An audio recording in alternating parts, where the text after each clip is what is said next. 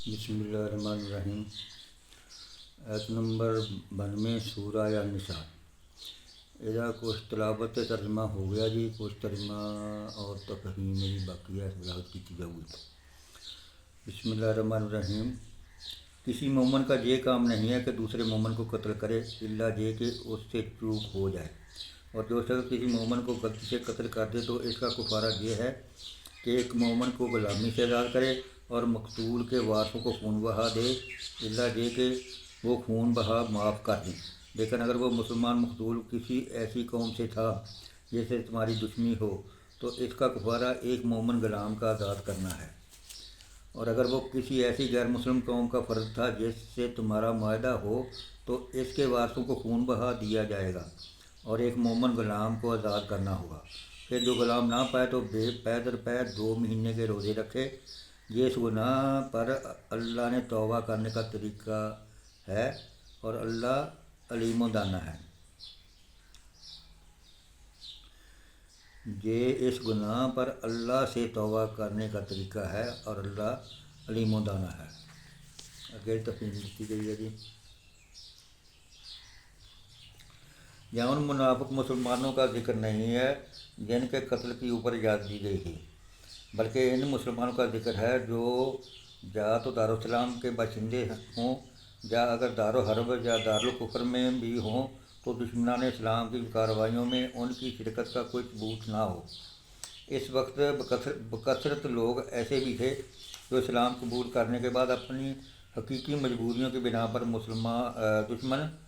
دشمن اسلام قبیلوں کے درمیان ٹھہرے ہوئے تھے، اور اکثر ایسے اتفاقات پیش آ جاتے تھے کہ مسلمان کسی دشمن قبیلے پر حملہ کرتے اور وہاں نادانستگی میں کوئی مسلمان ان کے ہاتھ سے مارا جاتا تھا۔ اس لیے اللہ تعالیٰ نے یہاں اس صورت کا حکم بیان فرمایا ہے جب کہ غلطی سے کوئی مسلمان کسی مسلمان کے ہاتھ سے مارا جائے۔ چونکہ مقتول مومن تھا اس لیے اس کے قتل کا کفارہ ایک مومن غلام کی آزادی قرار دیا گیا۔ نبی صلی اللہ علیہ وسلم نے خون بہا کی مقدار 100 اونٹ یا 200 گائیں یا 2000 بکریاں مقرر فرمائی ہے۔ اگر دوسری کسی شکل میں کوئی شخص خون بہا دینا چاہے تو اس کی مقدار انہی چیزوں کی بازاری قیمت کے لحاظ سے متعین کی جائے گی۔ مثلاً نبی صلی اللہ علیہ وسلم کے زمانے میں نقد خون بہا دینے والوں کے لیے 800 دینار یا 8000 درہم مقرر تھے۔ جب حضرت عمر رضی اللہ تعالیٰ کا زمانہ آیا تو انہوں نے فرمایا کہ اونٹوں کی قیمت اب چڑھ گئی ہے، لہٰذا اب سونے کے سکے میں 1000 دینار یا چاندی کے سکے میں 12000 درہم خون بہا دلوایا جائے گا۔ مگر واضح رہے کہ خون بہا کی یہ مقدار جو مقرر کی گئی ہے قتل عمد کی صورت کے لیے نہیں ہے بلکہ قتل خطا کی صورت میں ہے۔ اس آیت کا احکام کا خلاصہ یہ ہے، اگر مقتول دارالاسلام کا باشندہ ہو تو اس کا قاتل کو خون بہا بھی دینا ہوگا اور خدا سے اپنے قصور کی معافی مانگنے کے لیے غلام بھی آزاد کرنا ہوگا۔ اگر وہ دارالحرب کا باشندہ ہو تو قاتل کو صرف غلام آزاد کرنا ہوگا، اس کا خون بہا کچھ نہیں ہے۔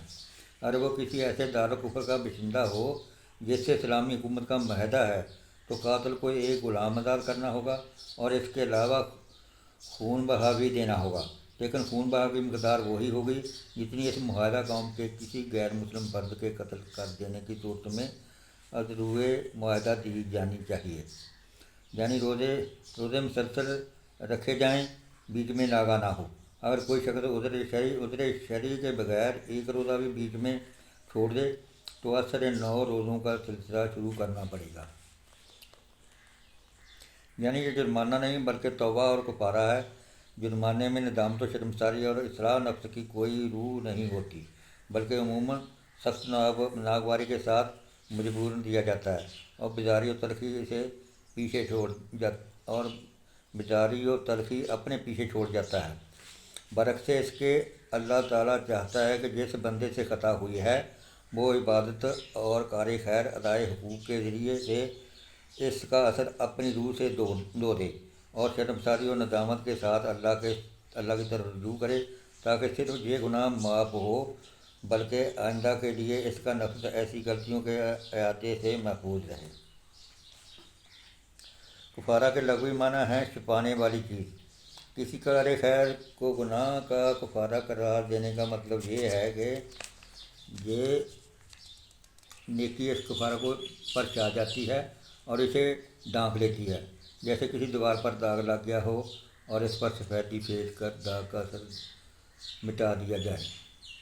الحمد للہ رب العالمین۔ آواز جو قرآن پاک پڑھے اگر مینوں اور جن مسلمانوں نے سنے سارے عطا فرمائی اور ہمیشہ ہمیشہ سن قرآن پاک ترجمے نال پڑھن دی اس سمجھن دی اور اس پہ عمل کرنے کی توفیق اور طاقت عطا فرمائے اور ہمیشہ ہمیشہ حضور اکرم صلی اللہ علیہ وسلم کی سنت مبارک پہ چلنے کی توفیق عطا فرمائے اور درود کرام حضور اکرم صلی اللہ علیہ وسلم کی شفاعت کے ذریعے اور اس قرآن پاک کی وساطت دے نال ساری بخشش اور مغفرت فرمائے۔